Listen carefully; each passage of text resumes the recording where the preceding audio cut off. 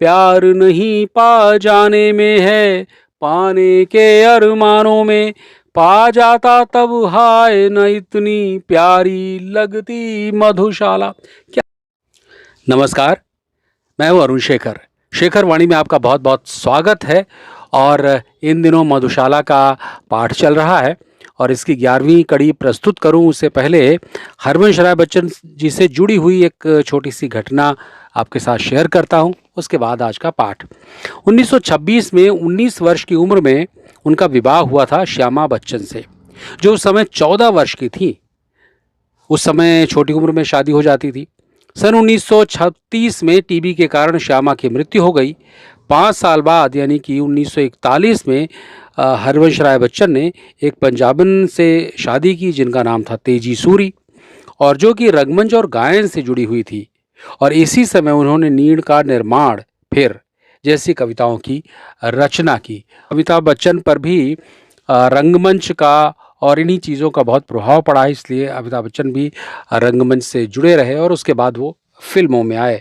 तो चलिए आगाज़ करते हैं आज के एपिसोड का। देख रहा हूँ अपने आगे कब से माणिक सी हाला। देख रहा हूँ अपने आगे कब से कंचन का प्याला।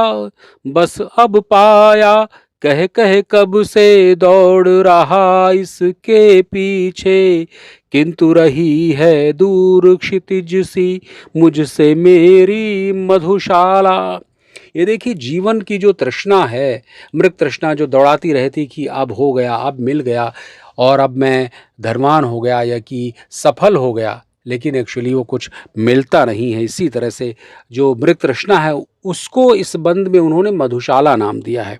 आगे लिखते हैं, कभी निराशा का तम घिरता छिप जाता मधु का प्याला।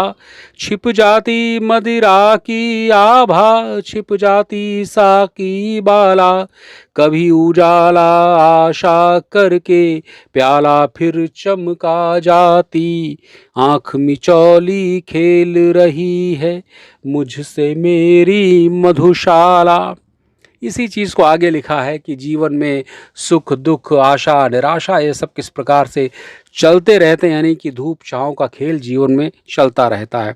आगे लिखते हैं, आगे कह कर पीछे कर लेती साकी बाला।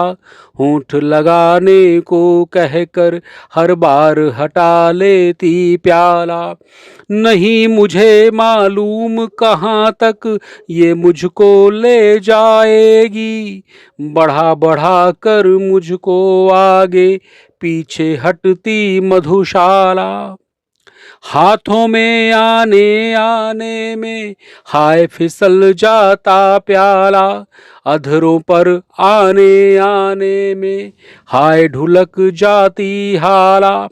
दुनिया वालों आकर मेरी किस्मत की खूबी देखो।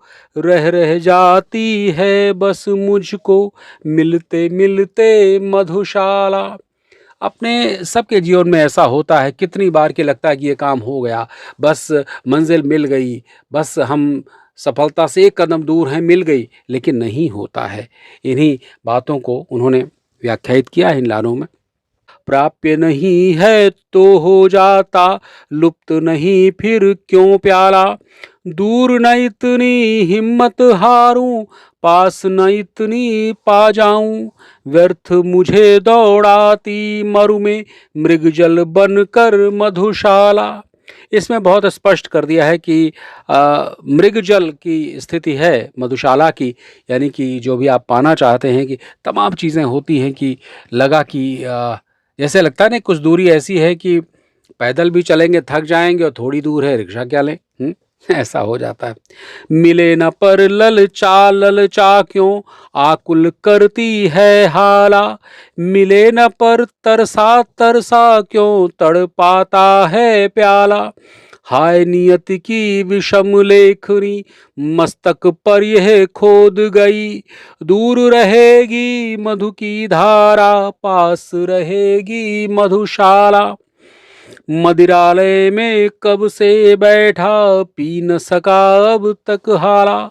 यत्न सहित भरता हूँ कोई, किंतु उलट देता प्याला। मानव बल के आगे निर्बल भाग्य, सुना विद्यालय में। भाग्य प्रबल मानव निर्बल का, पाठ पढ़ाती मधुशाला। गजब बात लिखी है। ऐसी बातें धर्मवीर भारती अपने अंधायुग में लिखते हैं कि नियति का जो चक्र है उसके आगे आप कुछ नहीं कर सकते हैं।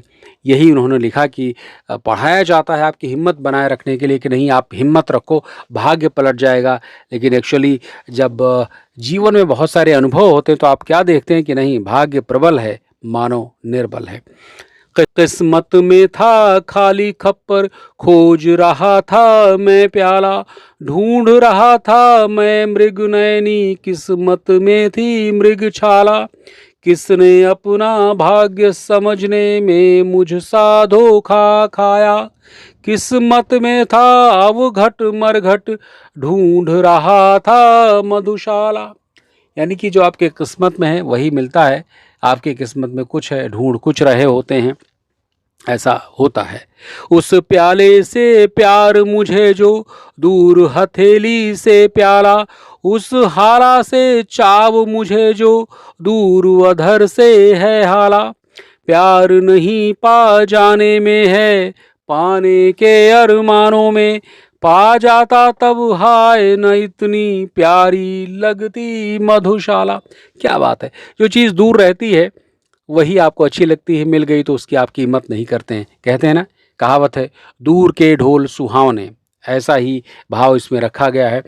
इसी तरह का एक शेर एक शायर ने लिखा है कि दुनिया एक जादू का खिलौना है, मिल जाए तो मिट्टी है, खो जाए तो सोना है। इसी तरह की बात इसमें है। और आखिर में लिखते हैं कि साकी के पास है तन किसी, श्री सुख संपित की हाला। सब जग है पीने को आतुर, ले ले किस्मत का प्याला। रेल ठेल कुछ आगे बढ़ते, बहु तेरे दब कर मरते। जीवन का संघर्ष नहीं है, भीड़ भरी है मधुशाला। इस तरह से देखिए जीवन के कितने सारे रहस्य मधुशाला के बहाने उन्होंने खोल दिए हैं। तो ये था आज का एपिसोड। फिर मुलाकात होगी अगली कड़ी में। तब तक अपना ख्याल रखिए। नमस्कार।